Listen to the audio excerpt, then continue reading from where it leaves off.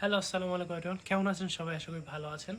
So আজকের ভিডিওতে আমি কথা বলতে যাচ্ছি কিভাবে রিডিংয়ে ভালো স্কোর করা যায়। সো বর্তমানে আমি দেখতেছি মানুষ খুবই ডিপ্রেসড, কারণ তাদের কোচিং সেন্টার তাদেরকে সেই প্রায়োরিটিটা দেয় না যেটা তাদের দরকার।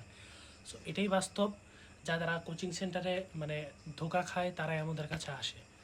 সো এখানে আমি একটা রেজাল্ট দেখাইতেছি। এটা হচ্ছে আমার একটা নিউ স্টুডেন্টের, যিনি টিকটকের মাধ্যমে আমার কাছে আসছে, এবং এটা হচ্ছে তার আগের রেজাল্ট, অর্থাৎ যেটা সে নিজে নিজে চেষ্টা করেছে। এরপরে যেটা দেখাইতেছি এটা হচ্ছে সেই রেজাল্ট যেখানে আমি তাকে সাজেস্ট করছি কিভাবে কোয়েশ্চেন অ্যান্সারগুলো করতে হয়।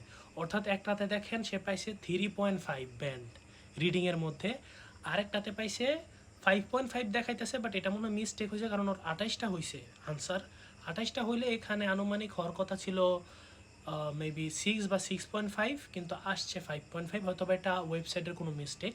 আচ্ছা, যাই হোক, কয়েকটা স্ট্র্যাটেজি ফলো করে ওইগুলো যদি আপনারা ফলো করেন ভাই, আপনাদেরও ব্যান্ড দেখবেন এরকম কীভাবে যেন বাড়তাছে, মনে হয় জাদুকরি কোনো কিছু হয়েছে আপনার সাথে।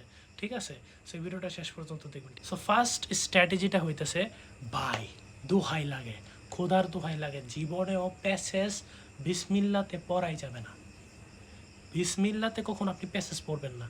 আপনার কাজ হচ্ছে প্যাসেজ আগে দেখবেন যে কী কী কোয়েশ্চেন আসছে, ট্রু ফলস আসছে, আচ্ছা, তারপর কি আছে, গ্যাপ ফিল আসছে, ওকে।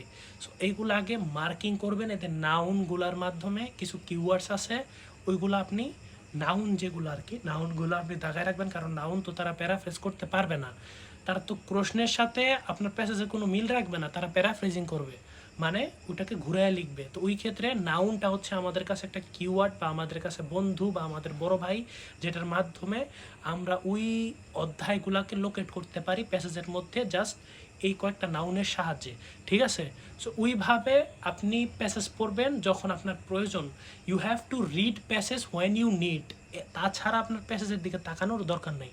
আপনি আগে কোয়েশনের দিকে তাকাবেন, কোয়েশন দেখবেন কী কী আসছে, সেই যেগুলো আসছে ওগুলো কীভাবে সলভ করতে হয়, ওগুলোর ক্লাস করা তো আছে অবশ্যই, হয়তো বা না করে থাকলে আপনি আমাদের কোর্স বুক করতে পারেন আইএলটিএসের। সো ওইগুলো করা থাকলে কোয়েশ্চেন টাইপ সলভিং যদি আপনি বুঝে যান, তাহলে আপনার জন্য রিডিং হচ্ছে পানি ভাত। 6.5 তোলা কোনো ব্যাপারই না, যে কোনো সময় পরীক্ষাতে 6.5 তোলা যায়।